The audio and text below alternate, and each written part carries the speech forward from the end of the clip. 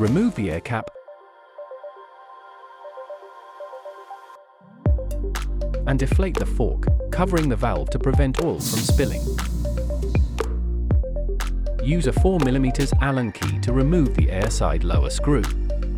Before removing the screw, insert it again 2 to 3 turns. Use a plastic hammer to hit the head of the screw to detach the compression rod from the lower press fit. Then take out the screw. Use a Phillips 1.0 screwdriver to remove the rebound adjuster knob. Use an 8mm Allen key to loosen the rebound unit from the lower, turning it counterclockwise. Then the lower can be removed. Afterwards, the bottom-out bumper and spacer from the compression rod.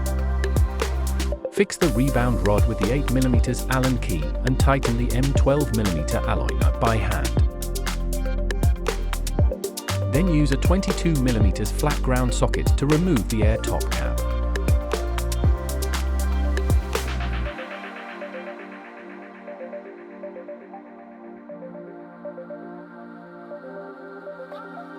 Use angled circlip pliers to remove the compression rod assembly before pushing out air chamber spacer and air piston.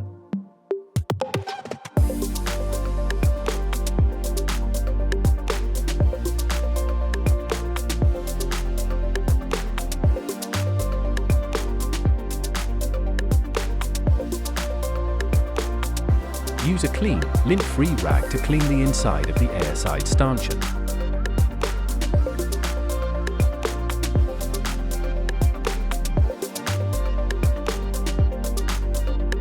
Use a 2mm Allen key to remove the lockout knob.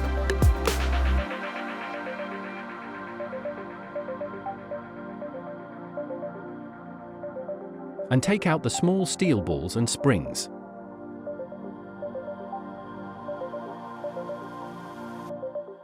Use a 24mm flat ground socket to remove the lockout unit.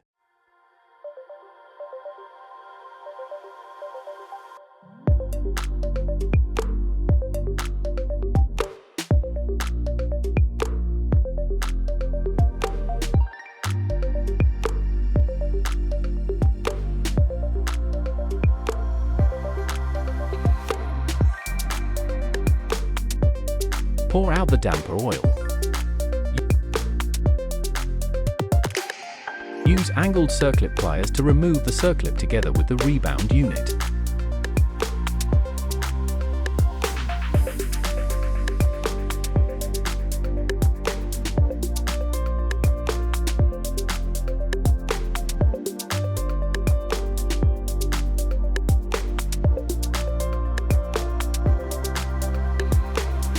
Use a clean, lint-free rag to clean the inside of the stanchion. After all parts have been thoroughly inspected and cleaned, the fork can be reassembled. Apply a liberal amount of grease before assembling the rebound unit.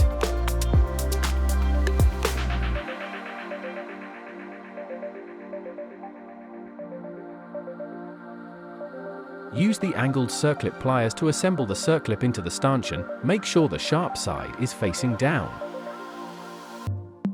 Make sure the circlip is fully engaged by gently hitting it with a flat screwdriver. Pour 130 to 135 cubic centimeters SAE5W suspension fork oil into the stanchion. And apply a liberal amount of grease onto the lockout unit O-ring.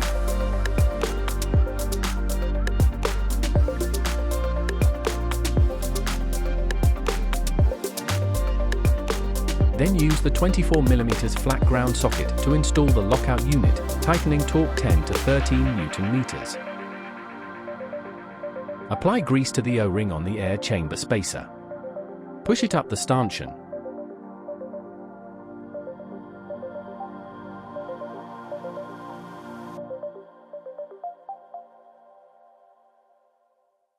And assemble the air top cap onto the air chamber spacer, tightening the parts by hand.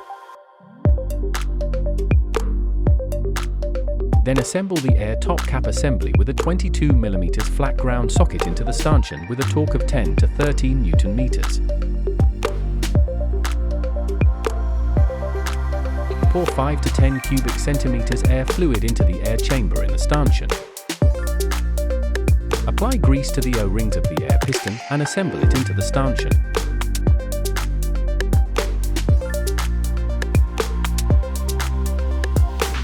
Apply grease to the spring of the compression rod assembly. Note, please press and hold the air valve to be able to slide in the compression rod assembly. Make sure the fork is held right side up so the air fluid is not spilling.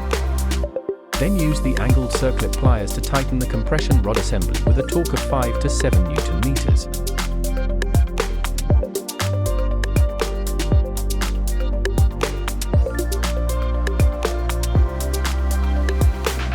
Use a shock pump to inflate the air chamber to the RST standard air pressure of 80 to 90 psi or your preferred air pressure settings noted before performing the service. Then add grease to the bottom-out bumper and spacer.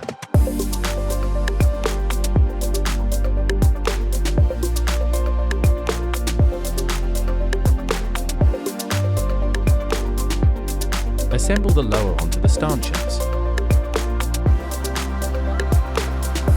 Use the 8mm Allen key to tighten the rebound unit into the lower with a maximum torque of 5 Newton meters.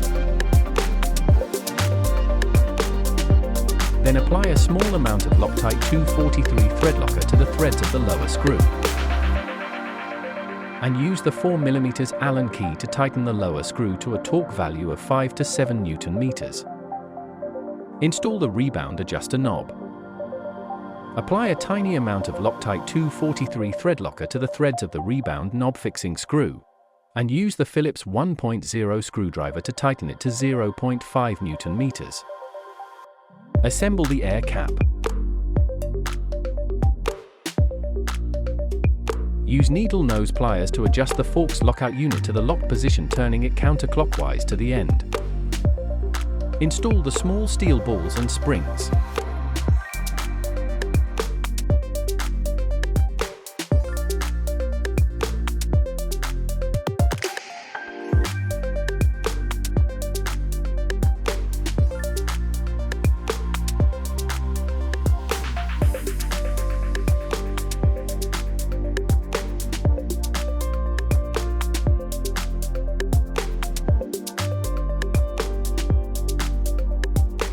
And align the lockout knob with the hex lockout unit axle so the nose is pointing to the front in the direction of riding.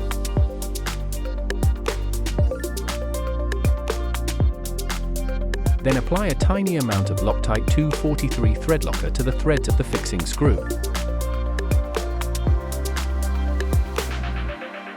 Use the 2mm Allen key to tighten the knob.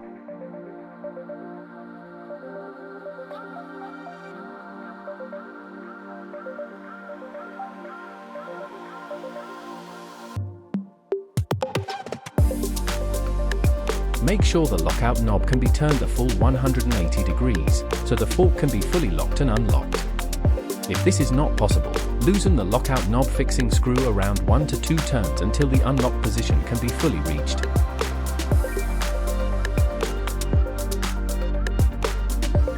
Test whether the function and adjustment range of compression and rebound is fully given and if the fork is performing smoothly once the compression is dialed out entirely.